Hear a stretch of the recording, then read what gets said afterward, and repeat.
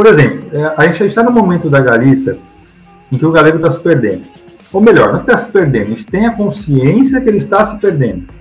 Porque uma coisa é você comparar o galego hoje, que é a língua oficial da Galícia, junto com o castelhano, ele está nos meios de comunicação. Você tem nas duas línguas. Há lugares aqui que você tem de forma prioritária em galego. O atendimento público também é feito em galego. E nós temos uma população aí em torno de 2 milhões e meio de pessoas, um pouquinho mais. Vamos dizer que 30% dessas pessoas que vão falar o galego diariamente, enfim, ok. Agora, a gente tem outras línguas, como o mirandês, por exemplo, que é uma língua oficial em Portugal, que é falado por 15 mil pessoas. Então, assim, o galego tem o seu risco, se continuar como está acontecendo, mas nós temos eu tenho uma perspectiva positiva em relação a isso. Positivo. Por quê? Nós estamos colhendo ainda essa diminuição de falantes de resquícios da ditadura militar. Bicha, eu e você como brasileiros, nós tivemos a ditadura militar, eu nasci no ano da virada democrática, eu nasci em 85, né? Então eu peguei na virada. Mas ainda em 2023, nós temos resquícios da nossa ditadura que durou 20 anos.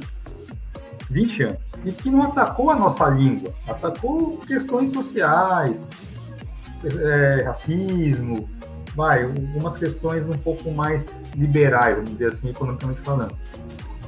E até hoje nós temos quem sofra isso.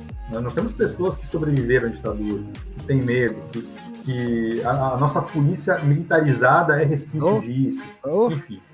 Então a gente sofre uma violência ainda muito forte que vem da ditadura militar. Você imagina aqui que foram 40 anos. E 40 anos que você não podia falar a tua língua, que as pessoas desapareceram, que houve você era proibido, você apanhava, você morria e era ridicularizado. E você não podia ascender socialmente. Então, assim, é uma violência tão forte que, embora aqui tenha, entre aspas, né, terminado 10 anos antes da gente, foram 20 anos a mais.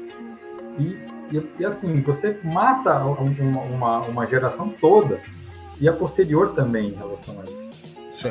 Quando as pessoas falam que os neofalantes estão salvando a língua, não é exagero.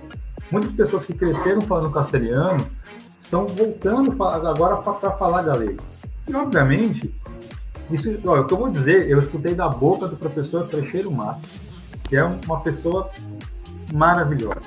Tá? Foi uma peça que eu assisti dele na UDC. E ele diz isso com uma humildade, e então, assim, é um galego falando, para não ficar, né? Você é brasileiro e tal, enfim.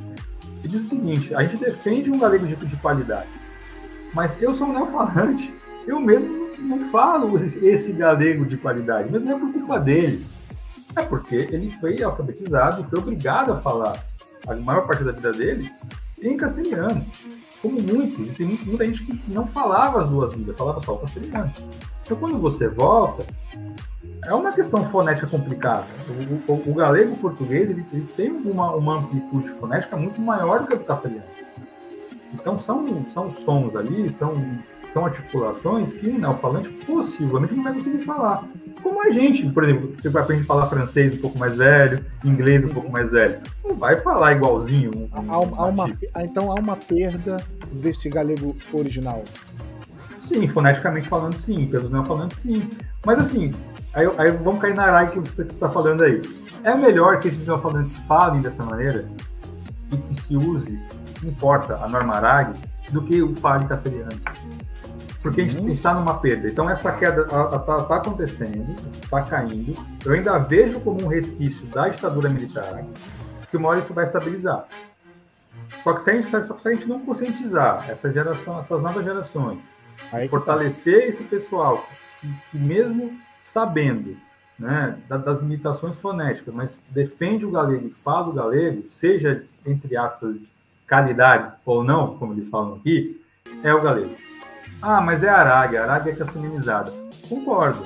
Existe uma questão política, existe uma questão de usar o alfabeto, né, a ortografia castelhana.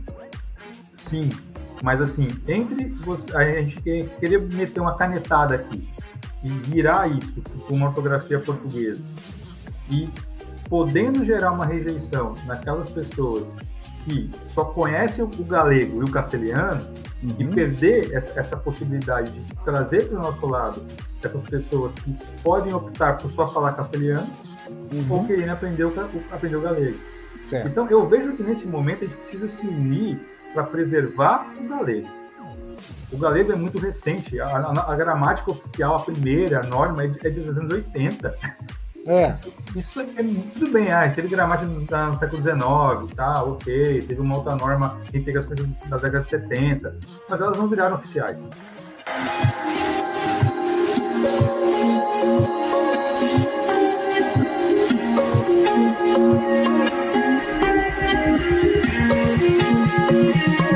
Gostou do conteúdo? Siga o Quintal da Galécia através das redes sociais para aceder a mais conteúdos. Ajude-nos à causa da nossa língua comum.